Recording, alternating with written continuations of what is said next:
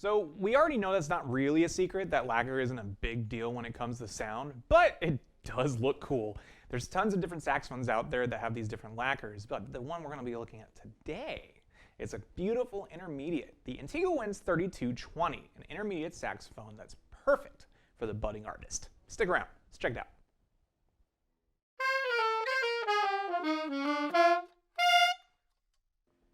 Howdy everybody, my name is Andrew King and we are here at Alamo Music, downtown, beautiful San Antonio. Don't forget to visit us at alamomusic.com where you can check out all the instruments we have here listed, as well as anything else that we bring up on the channel. Today we're going to be talking about the Antigua Winds 3220 Black Lacquer Gold Keys Intermediate Saxophone. It's a bit of a handful, mouthful, but it is for good reason. There's a lot to this horn that, is more than meets the eye.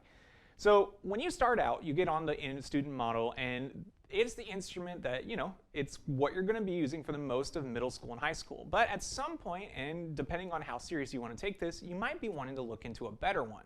Now, you'll go online, you'll look up the best saxophones that your band director suggests, like the Yamahas and the Conselmers, but unfortunately, those end up being about $3,500 plus. Maybe for an intermediate, you can find one for like $2,800, maybe $3,200, but those are really high-costing instruments. So what we're going to be talking about today are some of the alternatives to those. Intermediate saxophones are a mainstay, and they are used for very good reason. For certain people, I do recommend skipping the intermediate. If you think you're going to be taking this to a professional level, I do recommend finding some way to get on those top level horns. You're going to be doing this for a living after all. But when it comes to the intermediate saxophone, it is perfect for any kind of hobbyist, budding beginner, or any kind of person that's just wanting to get something that's going to be reliable for a long period of time, but doesn't want to put down a mortgage. So when it comes down to it, the intermediate saxophone that we're going to be talking about today, the 3220, is an older saxophone from Antigua Winds. Unfortunately, they don't make them anymore. The 3220 is part of their series back in the kind of like early 2010s, early 2000s, and honestly, it plays great. We recently got it on as a consignment, and I wanted to take today to kind of talk about both consignments and about going towards, what you can do going towards other instruments, and use this as an example. So when you purchase your student model instrument, what ends up happening is you want to skip up to the professional, or you want to get another intermediate, but you'll have two horns. Now, in some cases, it's actually a really good idea to have that second saxophone. Sometimes you're going to be in marching band and you don't want to use that fancy saxophone during that time.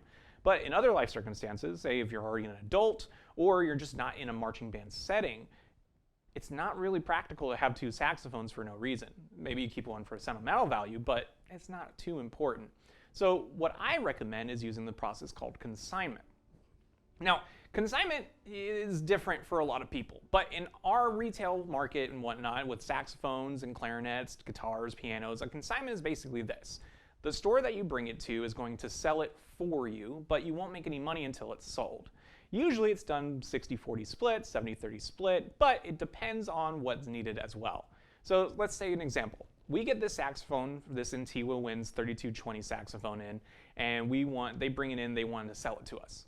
Unfortunately, the profit that they want to make isn't really lining up for what we'll offer. So what we'll do is we'll offer a consignment. We'll do a 60-40 split where we sell it for, say, like this one in example, for $2,000.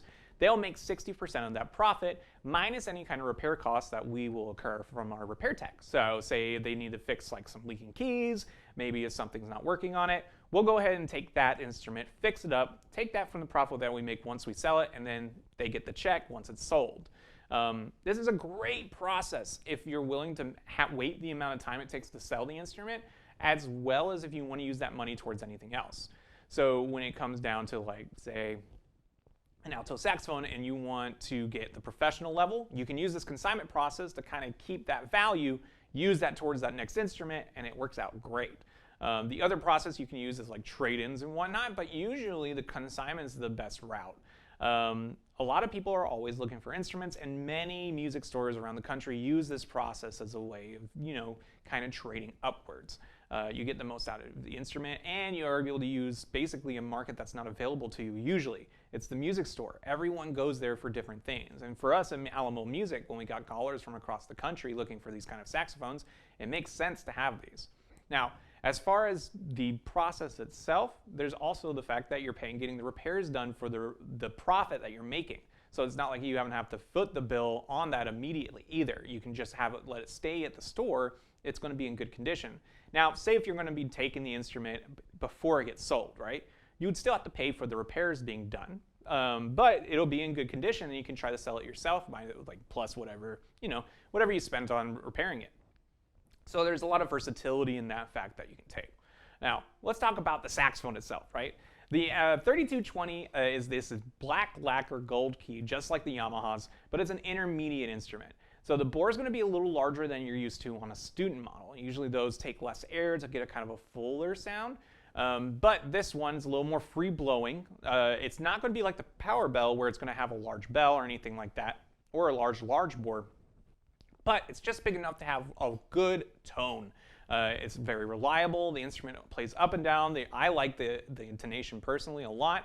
I'm not, when it comes to things like key placements and whatnot, this very much reminds me of that kind of Yanagisawa feel, or like those Yamahas. It kind of has a very nice contoured palm key setup. Very good key placement for me. And for my hands, they're a little larger, but they play great all across the board. And it speaks beautifully throughout too. So it's honestly a really good horn. I do recommend it. Let's go ahead, sit down, let's listen to it, and we'll talk more about it when we're done.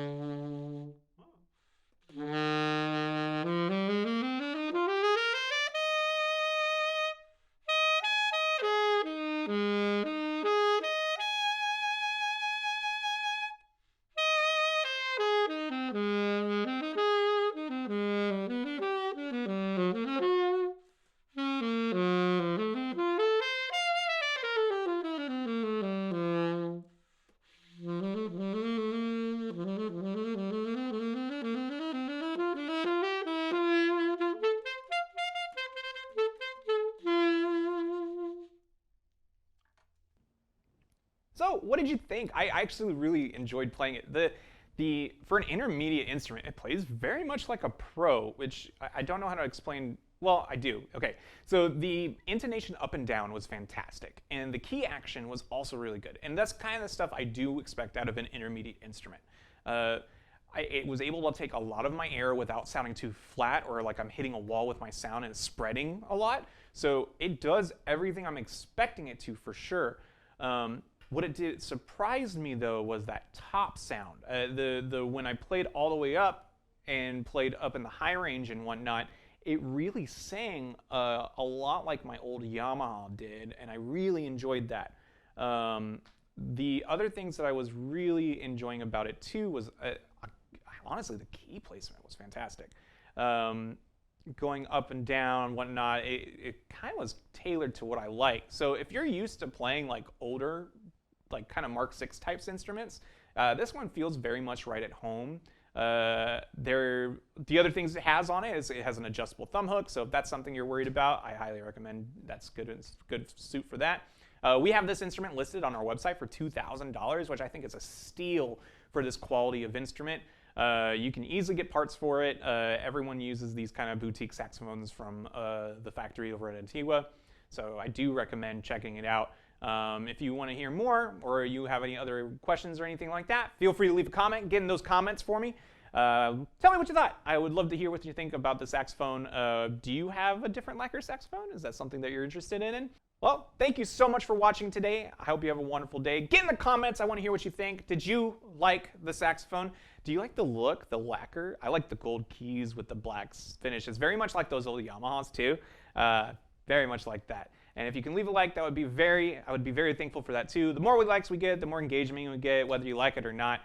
Cooler stuff we can get in the future, and then you can give you my weird opinions on. But thank you so much for watching. I hope you have a wonderful day.